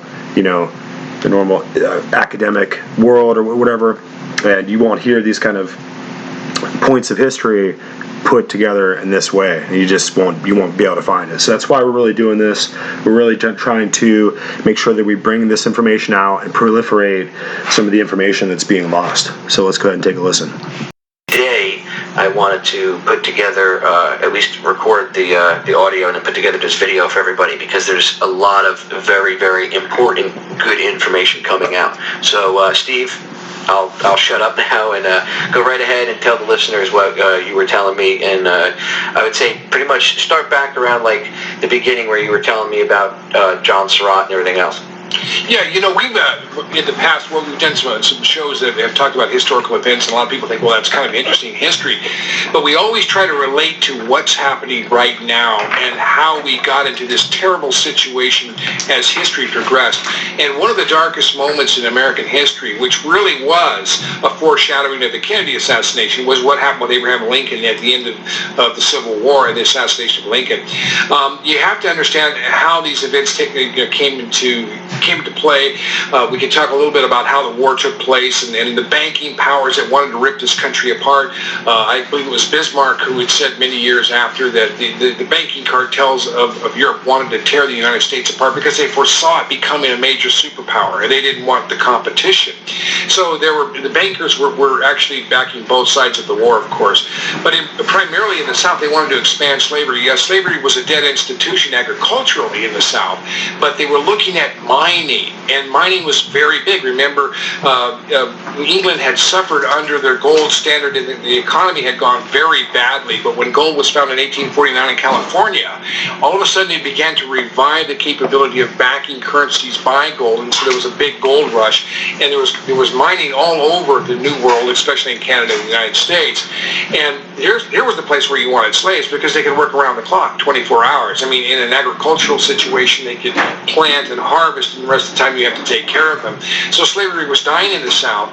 Plus the railroads who were moving to the West were getting huge easements of property on both sides of the track. Sometimes you could get up, I guess, almost even up to 20 miles of easement and property. So this meant that they had land, they had places to raise cattle, they were building railroads. They were going to have the slaves build the railroads and then go to work on the land that they had built the railroads to reach. So mining and all that, they wanted to expand this kind of an empire, feudalistic system into the territories, places as high as Wisconsin and Minnesota. And of course, from the very beginning of the United States, even Washington was opposed to allowing slavery in the new territories, and the Mason-Dixon line was about to be erased with controversies like the Kansas-Nebraska Act, the Slave Fugitive Act of 1850, Dred Scott, some of these things. So there's this tremendous amount of tension about where the United States was going to go, and that's what led to the war. But getting into the whole story about Abraham Lincoln, you have to realize that at one point in his life, he had defended a priest by the name of Cheniquet, Father Cheniquet, who had come to him and said, I need an attorney because I've run into all this framing trouble that has come from my bishops and the church. Essentially, they're trying to run me out. I'm trying to get some things done, and we're having problems, and they're framing me and trying to take away all my ministry, my churches. They're taking away my flocks, and they're making me out to be a really bad guy, even saying that he had relationships with a little girl that was all proven to be untrue and everything like that. So Lincoln took his case and won the case. And what had happened was after this, Cheniquet said the Jesuits will never forgive or forget. They're going to get you. So you got to remember that all over the New World, the Jesuits had a very bad reputation. They were banned by Pope Clement XIV in 1763, I believe it was, and or was it 1773? But right about that time, they were run out of nations in Europe. Spain, Italy, various other places had decided that they'd had enough of the Jesuits after 500 years of intrigue, assassinations, political, mischief, all kinds of things. It has happened over and over and over. And so this gave a little bit of a reprieve in the United States for a period of time. If you read the quotes of people like John Adams, you'll realize that a lot of people, John Adams, Jefferson, Lafayette, the General Lafayette, who assisted Washington during the war, all of these people had some very bad things to say about this particular organization. But they began to emerge again because I believe they actually poisoned Clement XIV. And when they did, and he knew it too, of course, he knew they were coming back and they were going to get back into control, hiding behind the Pope. The Jesuits operate a little bit behind the Vatican, much like the CIA operates behind the President of the United States. He can't control them. They have their own agenda. He has to rely on them for their connections, but at the same time, he can't really trust them either, as is the case of John F. Kennedy, another person who I believe was killed by the same people, the CIA, the Jesuits. Right now, the Jesuits control the entire spy network of the United States. Everybody from James Clapper, Leon Panetta, David Petraeus, George Tenet, and you look at other people like Nancy Pelosi, John Boehner, Biden is Jesuit trained, Kerry was Jesuit trained. All these people who run our government right now are Jesuits. Now, getting back to the story about Lincoln, I hope I'm not being too long-winded, but let's get back to that. No, not by any means, Steve. Actually, you are a fountain of knowledge, so feel free to continue and just talk and talk and talk. Go right ahead. Well, I'll just keep going on the whole thing because we were talking about what happened with Abraham Lincoln, what happened with the assassination. Because we were talking about what happened with Abraham Lincoln, what happened with the assassination. Now, I worked with some people who were interested in trying to exhume the body of John Wilkes Booth back in the early 90s, and you may have seen some of these segments that ran on Unsolved Mysteries on NBC. We wanted to exhume the body of Booth based on some theories that we had that Booth actually escaped from Garrett's barn and got away and possibly blackmailed the government. As the story goes, that Booth actually claims that Andrew Johnson helped him and assisted him in murdering Abraham Lincoln. Now, there's some credibility to this because John Wilkes Booth's calling card was found in Andrew Johnson's mailbox the day of the assassination. And I've had the handwriting checked. It is Booth's handwriting. So, I mean, we could go on, but I think what we've done is given people a pretty good introduction. We could talk a little bit about the details of John Wilkes Booth's supposed apprehension at Garrett's barn and why. Yeah, get into that. You were telling me that it might not even have been him. Yeah, it's very likely that it wasn't. I mean, there's information that came out that was released in a book by Louis Weichmann, who was in the movie The Conspirator. He only had a couple lines.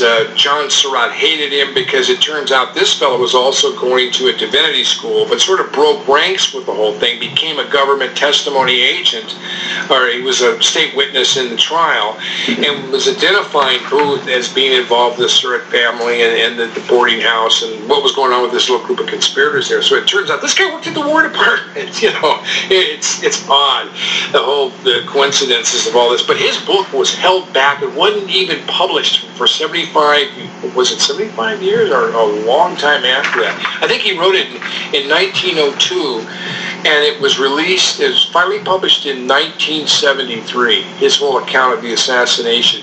There is information in this book, Popeye, that came out. I mean, this was verified by his book that was already going around in the conspiracy theory groups. In other words, how did Booth get out of Washington? There was a password that he was given, and according to the conspiracy theory people, he met with Andrew Johnson on Friday, the day of the assassination, and Johnson was the one who prompted him to actually assassinate the president that night. And Booth said, I can't get out of the city. You've got Grant's guards everywhere. How am I going to get across the Anacostia Bridge? I just came across this morning. They detained me for 3 hours. There's no way I'm going to do this. I can't escape. Johnson gave him a password. The password was TB, countersign TB Road. Now, this was already in the information that was being published and printed by people who were investigating this from accounts of what happened that night Booth came across the bridge. And what was so interesting about this was a lot of this information was now being confirmed. Booth got through a Union patrol underneath a false bottom. The old magician's trick, they took a wagon and created a false bottom underneath it, and Booth got underneath this false bottom, and they threw a bunch of chickens and tools and some bags of hay or whatever on top. It had an old black man ride this wagon through the Union patrol, and they kind of looked in the back and they said, "You ain't seen a Booth, have you?" He said, "No, sir." And off they went. And Booth was inside this wagon. Nobody knew this, and this was confirmed as well, that he had actually gotten through a Union patrol under the false bottom. All these different things. Now, this is where he supposedly left his diary and his pen and his compass and all this material. He was wearing a Confederate uniform. He went to the Garrett's house. I believe it was, we're almost 2 weeks, the 26th, roughly around the 26th of April at this time. He'd been on the run. Of course, he had the bad leg. He'd shaved his mustache. but he was staying at the Garrett's farm. And back in those days, if you're a Southerner, you had to offer some kind of Southern hospitality. But the Garretts were somewhat suspicious of both David Harold and Booth because they didn't want to get into trouble. They were in Virginia. Was this after he had stopped by Mudd's house? Yeah, he stopped by Mudd's, almost immediately after the assassination during that night. He had his leg set. So that can go on for an hour where they can go into the detail of the entire escape plan, all the places that he went. They're actually going to show a map, and they'll show the barn where he was hiding, and they'll show the entire thing. They ultimately caught him.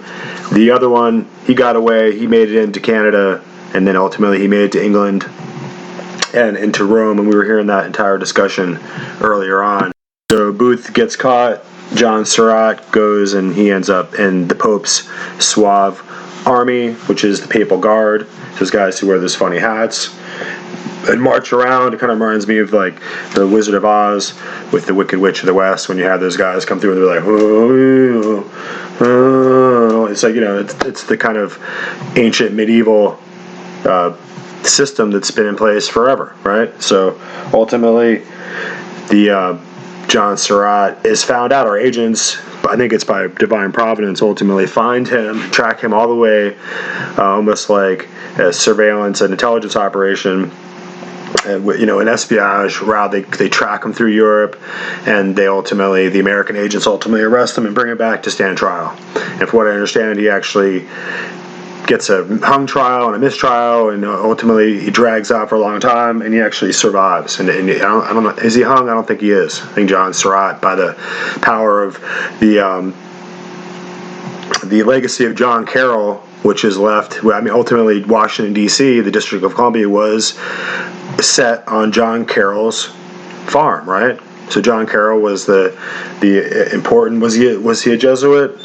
He was definitely a priest, definitely a Catholic, and ultimately Philadelphia, the capital of the United States, was moved from Philadelphia to Washington, D.C., the quasi area between Maryland and Pennsylvania and Virginia, and it's set there on John Carroll's old acreage. So that's how we were going to get the power of the. There was a book called.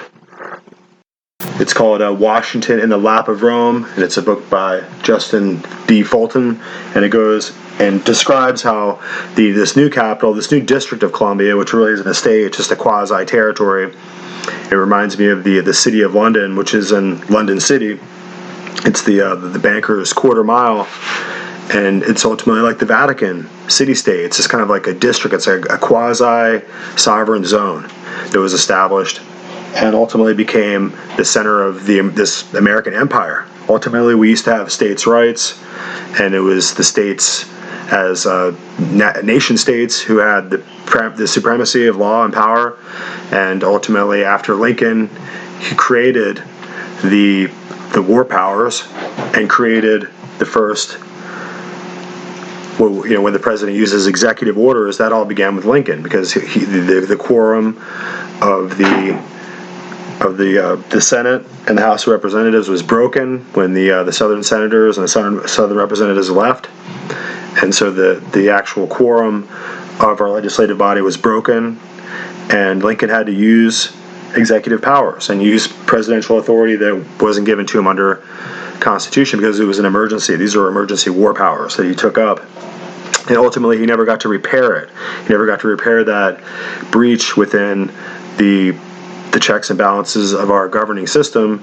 And every subsequent president after Lincoln has used executive orders, and it's become an out-of-control kind of dictatorship, if you ask me, in my opinion. But we really need to discuss more here as we're going forward the designs on America and its future and the people of America. And we have to ask ourselves, how are we going to ultimately be able to survive if we've turned against the principles of our founding documents? We no longer have really habeas corpus or protected speech. We don't really have protected gun rights anymore. You have to watch where you go if you're going to carry a gun. You no longer have the ability to be protected on any level. The way that the Bill of Rights and the U.S. Constitution and our primary documents were designed to protect individual liberties. So as that begins to go away, and we face this kind of technocratic tyranny, this new cyber world of Twitter and Facebook and Google that is going to try to control speech, control what information is allowed to be seen by the public, and ultimately censor anyone who disagrees with their new paradigm, we'll see that we're looking at a dystopian future that no one had in mind. So we need to get back to our founding documents. We need to take a look at what the powers of the globalists, the international elite, the old orders of tyranny, of monarchialism that tend to want to bring us back under their control, under their debt banking system, and their religious mode of kind of superstition. The other day, I was reading an article, like a legitimate article on a news platform that was talking about the rise of exorcisms. And so you have these priests of the Vatican that are going around the countryside performing exorcists because people are becoming demonized and they're becoming out of control. And ultimately they're there to perform these Roman rites and save people from this outbreak of I guess, The Exorcist. Remember the old movie? So that's the kind of prevailing thinking. While we're not allowed to look at Hunter Biden's laptop, you're allowed to think hard about what presents you're going to get for your family on the Christmas list, and make sure that your kids have candy at school for Valentine's Day, and make sure that you get an exorcism right away. And that's the predominant prevailing thinking that's going to start to kind of matriculate down through our news systems and through Facebook. And you're not allowed to question this. You're not allowed to protest. You're not allowed to resist. You're not allowed to. Those are now like communist buzzwords. If you're trying to protest and resist, you must be with BLM. If you're a protester, really, the word protest, the word Protestant, really comes from the old language, which was pro-testament. In other words, the original Protestants were rejecting the system of Rome, which was ritualized and required a priest to absolve you, and required paying for masses and paying for services by the Catholic Church in order to receive ministry. And now they had turned to their printing press and to their King James Version Bible, 1611, and their authorized King James Version Bibles, and they read that the grace was through faith. Ultimately, we receive our salvation from the Lord through faith and not through the ordination or the sacraments or the performances that you do. In other words, you can't say 7 Hail Marys to get absolution from your priest. You have to seek the Lord, repent, turn away from those behaviors, and change your life and receive that kind of absolution of your sin from the Lord.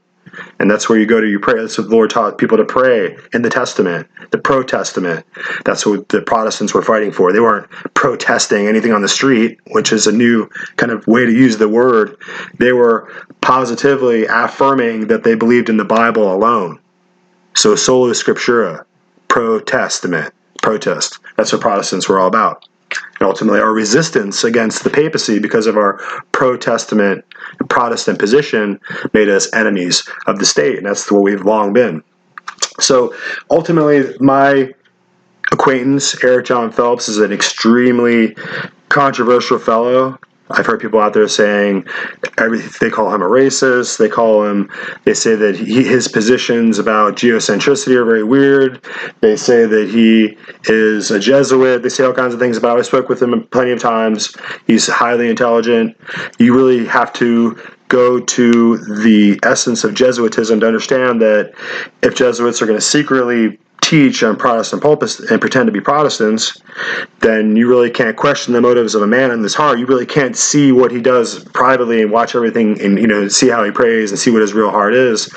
So we have to leave that discussion between him and the Lord, what he is, if he's a Jesuit or if he isn't a Jesuit, or who he is. But the history that he's bringing out and some of the facts and the learning that he's bringing out can't really be resisted. We have to ultimately be willing to see what he's bringing to the table, and the information and the ideas speak for themselves. So ultimately, we have to get back to the question of the temporal power of the Pope. And Catholics go in and receive Mass, and they receive communion, and they have their children baptized or in the baptismal waters there. Ultimately, in the Protestant faith, at the age when you're accountable for your sins, so you're 13 or older, you're going to go and you're going to get baptized by your own free will, by choice. You're not going to rely on the ancient practice of somebody sprinkling water on your head when you were a baby that you don't even remember. Is not a valid way to enter the Christian faith. You have to choose it.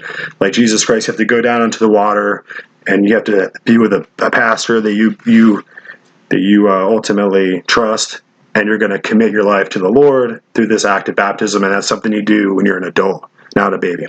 So we have to take issue with that also. We want you to stand properly before the Lord and not trust these kind of venile, archaic, and obnoxious practices that are being taught by this false church, despite all of its grandeur and the gold that it got through World War I and II. We have to look at the fact that the Council of Verona and the Council of Vienna, leading up from 1822 up into the 1900s and to 1910, are going to really lead up. So we're talking about 1822 and 1890 are going to lead up right to World War I, and then ultimately World War II. And in subsequent broadcasts, we're going to discuss the role of the papacy and the Catholic Church and their orders of knights within those two wars. So here, let's listen to this little bit here from Phelps. We need to find out about the temporal power of the Pope and learn the history of that. Okay, so the first thing we're going to do is I'm going to mention to you the doctrine of the temporal power. I cover it extensively in my book, Vatican Assassins. But the doctrine of the temporal power, that means the political power of the Pope, was given to him by Pepin the Great, who was the father of Charlemagne, the beginner of really the first Holy Roman Empire in 800, when he was crowned King of the Franks by the Pope. So Pepin the Great gives the Pope, I believe it's Stephen III, universal temporal power in 756.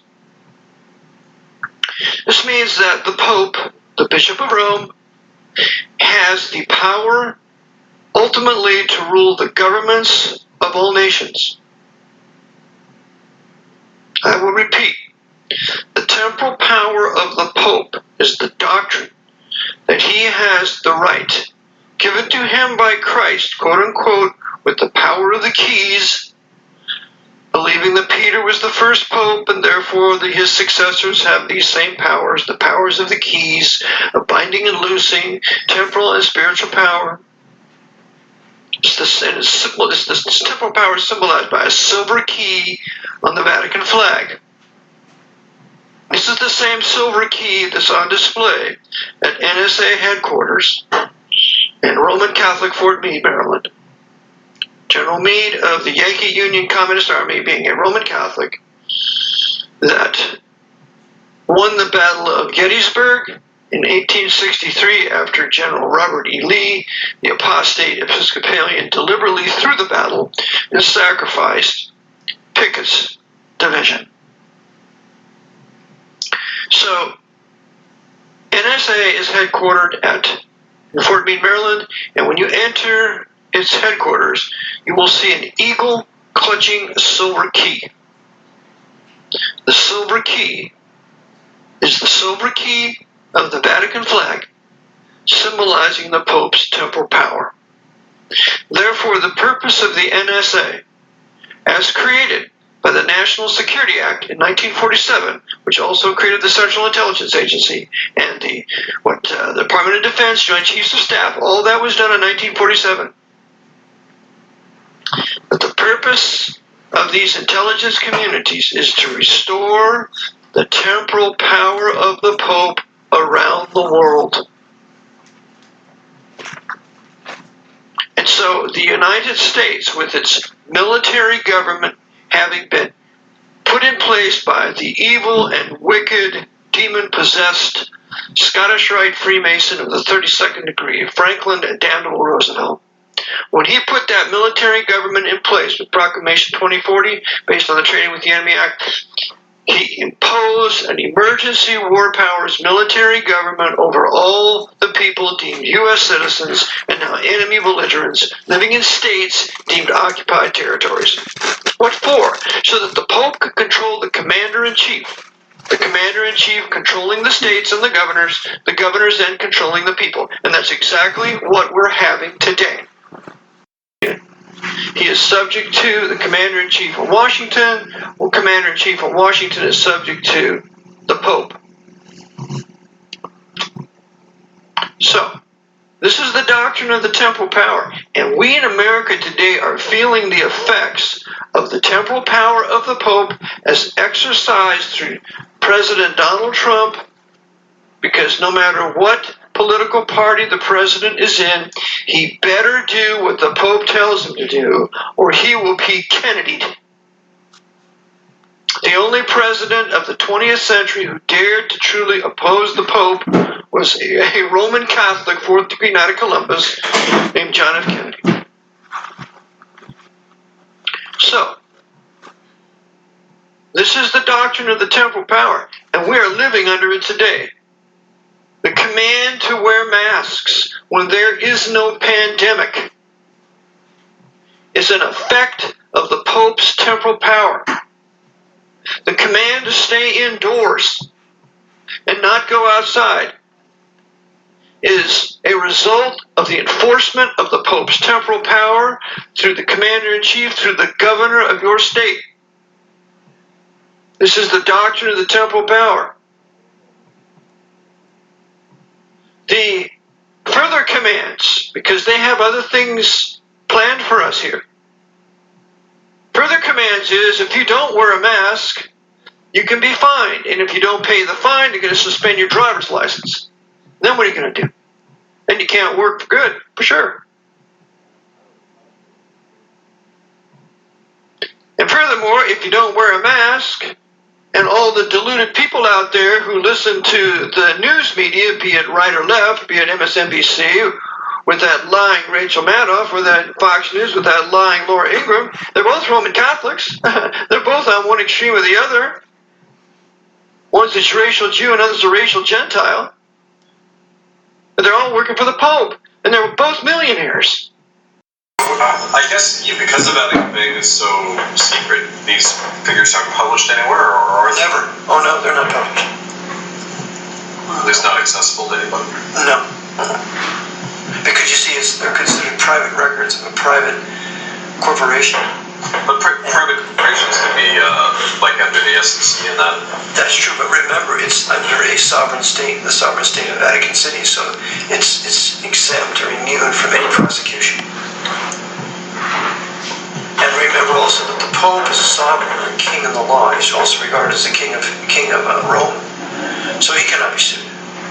Well, I thought the heads of state can be, though, under. I mean, they've attempted on a couple of occasions with. They tried to extradite Ariel Sharon. Yeah, but you see, he's only a prime minister. So presidents and prime ministers can be sued, but not sovereigns like the Queen of England or the Pope. I see what you're saying. They cannot be sued. Okay, Brother Eric, I need to ask you about the Jesuit issue of vengeance. I've come up quite often in your book, Vatican Assassins, that the Jesuits are quite vengeful people. Like, for example, that have a problem with someone's grandparents and then they go kill off the grandchildren somewhere down the line because they were just very vengeful people. In relation to what's going on in South Africa with the killing off of the white Protestant Boers, is that related? Absolutely. Could you explain that in detail to me? Because I've had somebody on my show yesterday talking about the subject. Okay. Remember, the Boers were essentially Dutch, French, and German. It was a kind of a mixture. Primarily Dutch, but French and German were involved. And they escaped Europe in the early 1600s to found Cape Town. And then, for the purpose of escaping the Holy Office of the Inquisition that was burning heretics and auto de fe's in every major city in Europe.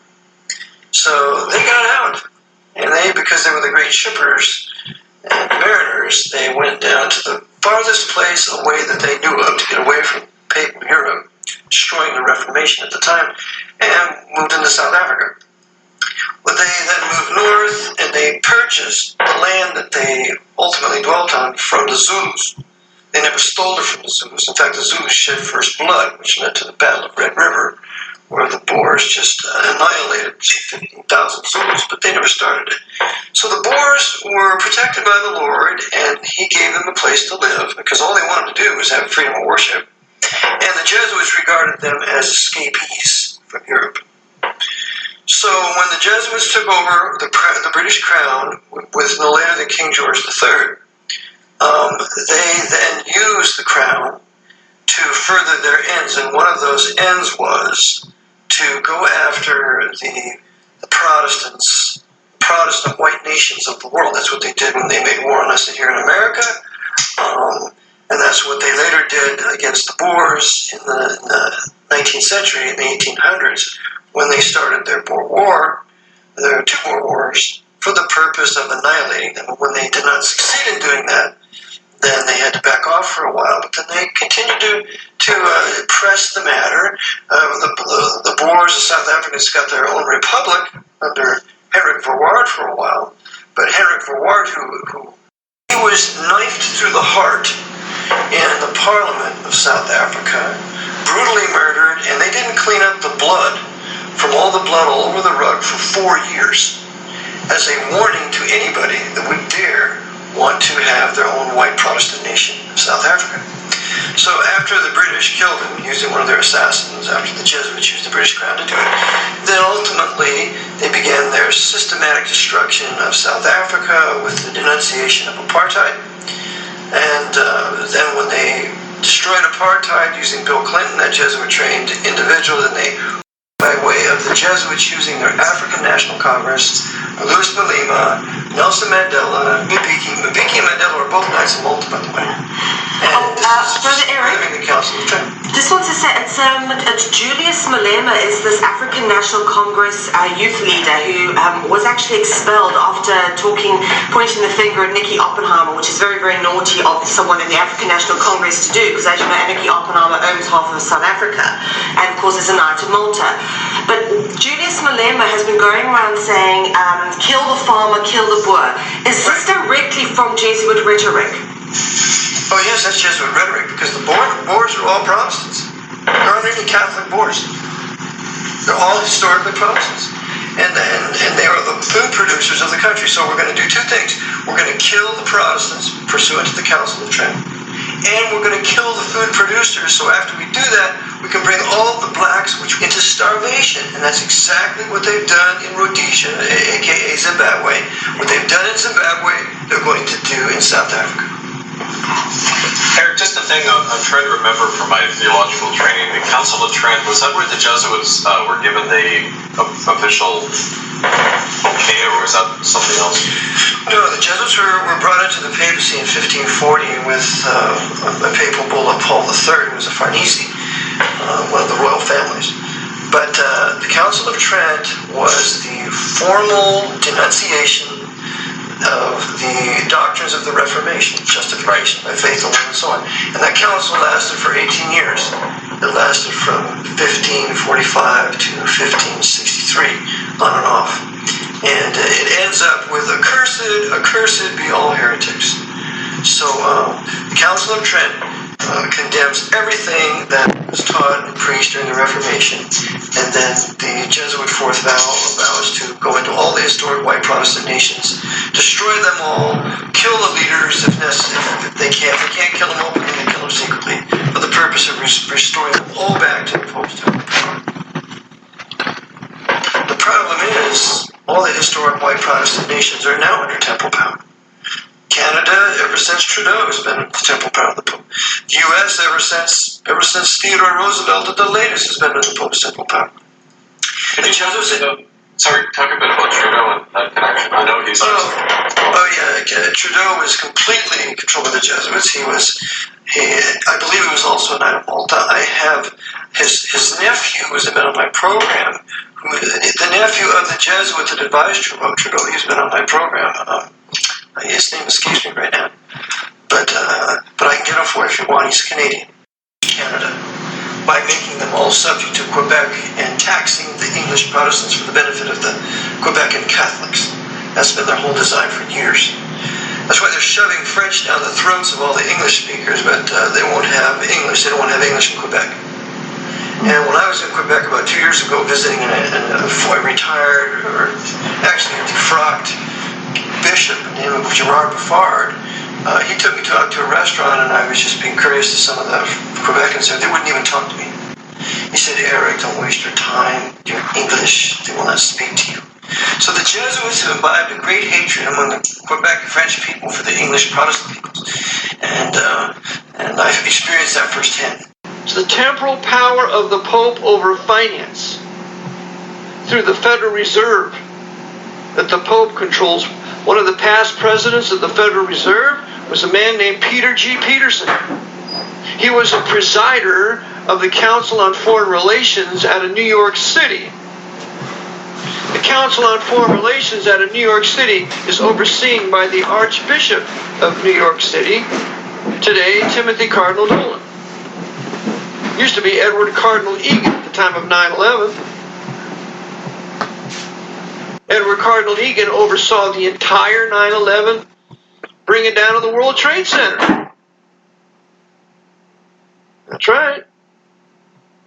He had his Rudy Giuliani, Knight of Malta, there in New York City to make sure it was the Muslims who did it, the Saudis, whoever, 21 Muslims. Ridiculous. More lies of the Archbishop of New York to blame Islam so they can incite a crusade against the Muslims. Got to have a crusade against the Muslims now. What's the crusade against the Muslims? It's the temporal power of the Pope. There were 9 crusades led by the Popish kings, and then the 10th crusade was the crusade of Napoleon, the 11th crusade was the crusade of the British, and the 12th crusade is the crusade of the Americans. It's the 12th crusade against Islam, overseen and directed by the Pope of Rome. And Islam had nothing to do with 9/11. Nothing. So, what is this? It's the doctrine of the temporal power. So they have all power in finance, the doctrine of the temporal power. They have all finance and politics, the doctrine of the temporal power. Council on Foreign Relations, every president chooses his staff from generally all members of the Council on Foreign Relations out of New York and Chicago. Donald Trump's picked a bunch of them, just like every president before him. Donald Trump picked five members of Goldman Sachs to be in his administration. Who's Goldman Sachs run by? The Knights of Malta. It has a Jewish name, but the Knights of Malta run it. Men like Jeffrey T. Biasi. Powerful Knight of Malta. Another papal knight. What are we doing here? We're dealing with the doctrine of temporal power. So therefore, in the Pope seeking to reduce the last bastion of Protestant liberty and Baptist liberty in the world, all the nations have now been reduced to the temporal power with the armies and the financial power of the Pope's Holy Roman 14th Amendment Socialist Communist Socialist Fascist American Empire for the last 87 years, and now that they've used Americans to conquer all the nations for the Pope and submit them to the temporal power, like China in 1949, like Russia 1918, thereabouts, and building up all throughout the 20s and 30s, like Germany, subject to the Pope's temporal power, still under a concordat with the Pope that Hitler signed with him through Franz von Papen. Temporal power of the Pope through all throughout South America, Central America, Mexico, they're under the temporal power. Because the temporal power of the Pope always has a dictator under the guise of a president that has all power, and he runs the military, and he can do anything he wants to, including round up anybody he wants to. One of the great temporal power dictators of the 20th century was Fidel Castro. He was trained by Jesuits for 7 years. Yeah, it's okay. I know. I like history though, and I thought this was like such a compelling story.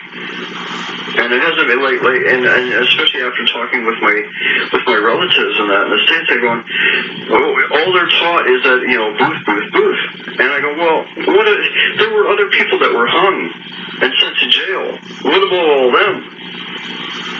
You know, all you get is like blank stares in response. Yeah. Well, tell us about some of those people, Chad. Tell us about the conspiracy that was plotted against the assassination of Lincoln. Tell us who was involved, and then we'll talk about General Harris. Oh, yeah. Oh, dear. So where do you want to go? Yeah, you have to go all the way back to 1820.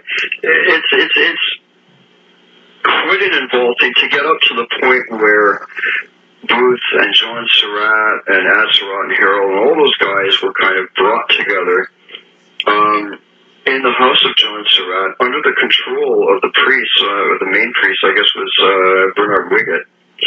And then there were a number of them. And almost all of the conspirators, according to Brigadier General Harris, who was a member of the Assassination Tribunal, tried the assassins. He says that the majority of these players were all fanatical Romanists, and they were being led by the nose by their priests. It's just as simple as that. And we know that John Wilkes Booth was brought into the Roman Catholic Church by Archbishop Spalding there in Washington 3 weeks before the assassination. So, really, in fact, they were all Roman Catholics. They were all serving the papacy. Jesuit Bernardine F. Wiggett oversaw it all. And by the way, Georgetown University has an extant library on the assassination, the Bernardine F. Wiggett papers, for those of you who wish to review it even further. But, indeed, tell us about the assassination and the military tribunal there, of which General Harris was a part of.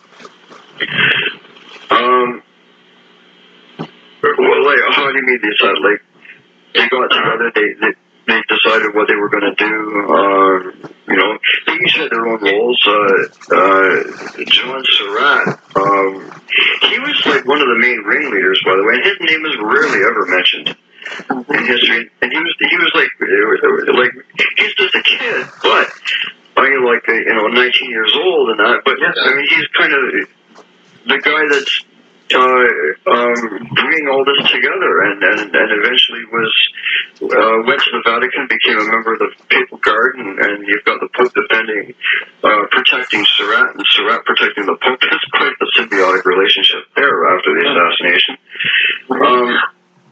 Larry Chad Post back again with Biblical Truth in History and Prophecy with our guest today, Charles Wilcox, reviewing his work, Transformation of the Republic, concerning Rome's hand, design, and purpose behind the assassination of Abraham Lincoln.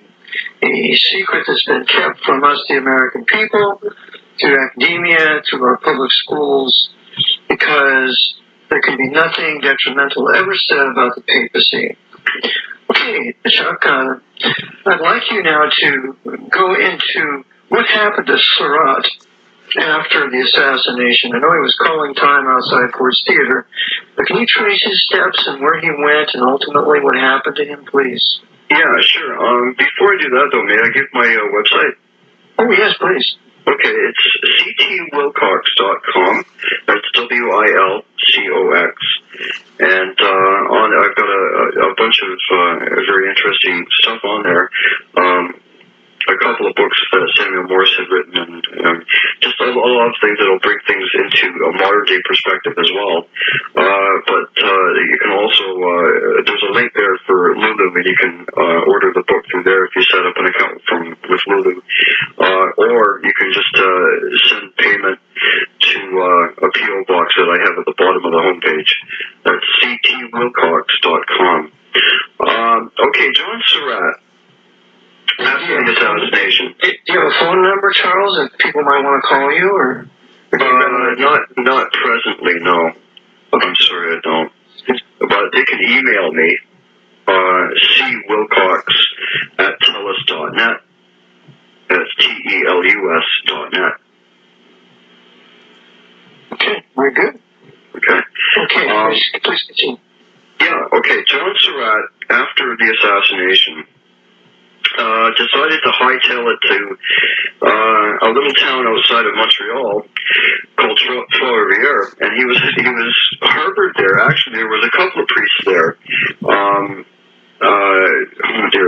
Lapierre and Bourget, that were waiting for him. They had already gotten advance notice that he was on his way. And this is at a time right now that the United States has, like, one of the greatest manhunts in U.S. history is on for this guy. So what does he do? He goes and to Montreal, and he's squirreled away for the better part of a half a year by these two priests. And then from there, he's kind of in disguise. He's put on a ship to Liverpool, and he's sent to Liverpool to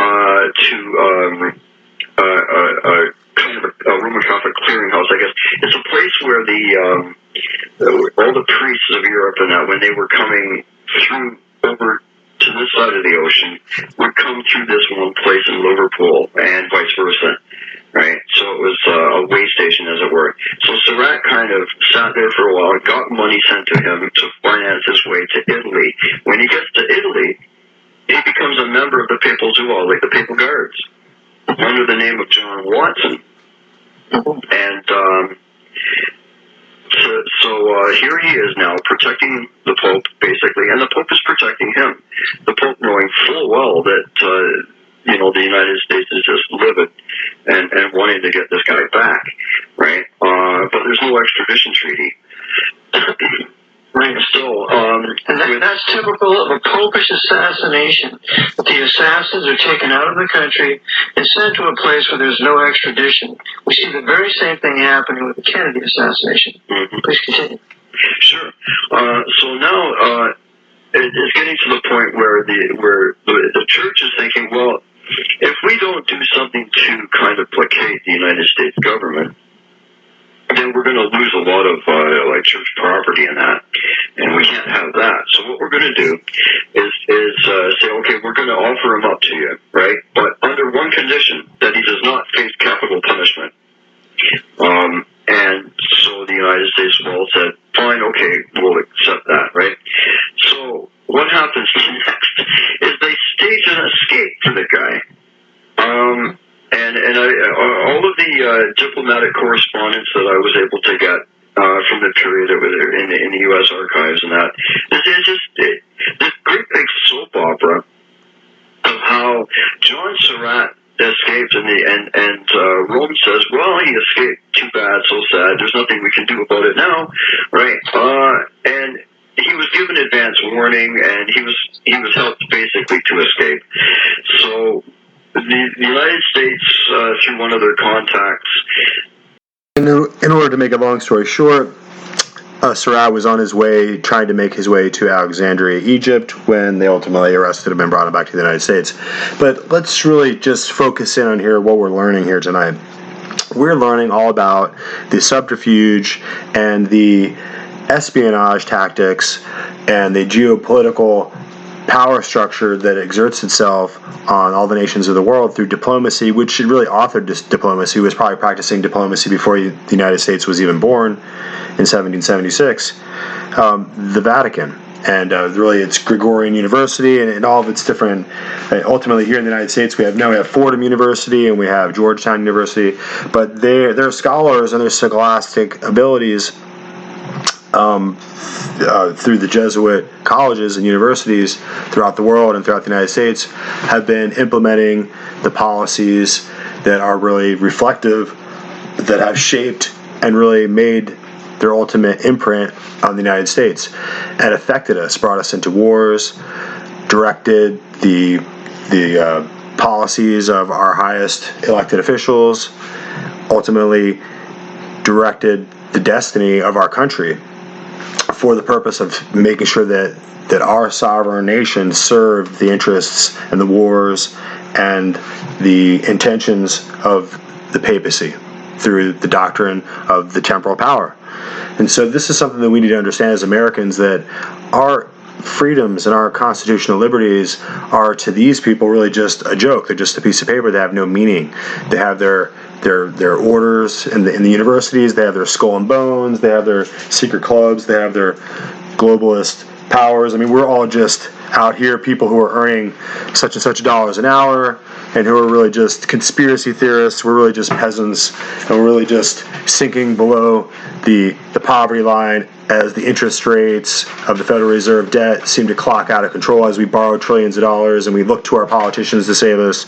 We're really losing track of the real game here, which is that this country was founded on the Protestant Reformation. It was founded on biblical principles by men who had defied and escaped the inquisitional authorities and the papal power structure there in Europe. Then we threw it off and said we were going to be independent. We proclaimed independence. We had a declaration of our political and personal individual independence from the system of tyranny that claimed that it owned us, that it enslaved us, that it impelled us to accept its ecclesiastical authority and the dominion of its princes and their arbitrary laws and powers, and that we had to submit to it. And we had come over here as colonists, and the first chance we got, we cut those ties, those bonds of political subordination, and we created a country that was independent on its own, that protected individual soul liberties, that protected Bible believers, that protected Protestants.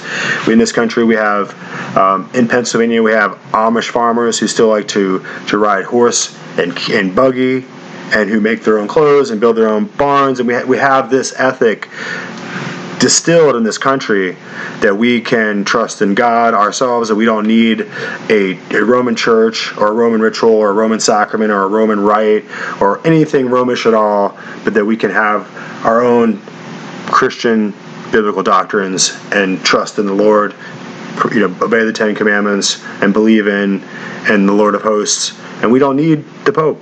And so since that has come about, we have experienced the most tremendous subversion of our political independence and our sovereignty in this country. And it's been a war. It's been a political and a religious war that you've experienced, that you've been involved in, that you just didn't understand that you were involved with.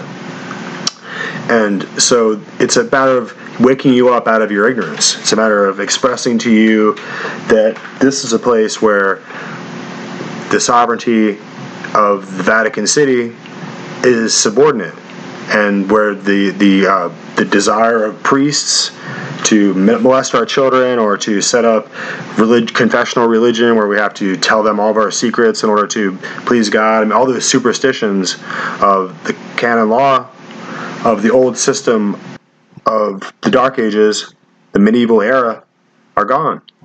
But they still are insisting that they're going to prosecute their doctrines and subordinate this country.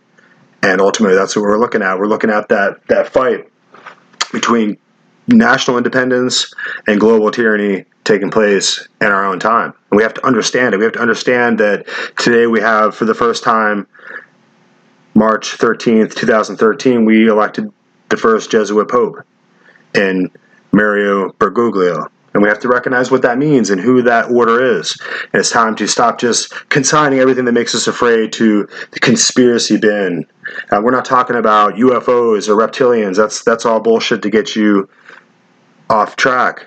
This is historical, documented reality that you've lost track of and you're no longer aware of. So in order to make this a safer place for me and for you, it's time for you to educate yourself. So thank you for being here again at the Looking Glass Forum and learning about the suppressed history of the Lincoln assassination and about the doctrine of the temporal and spiritual power of the papacy.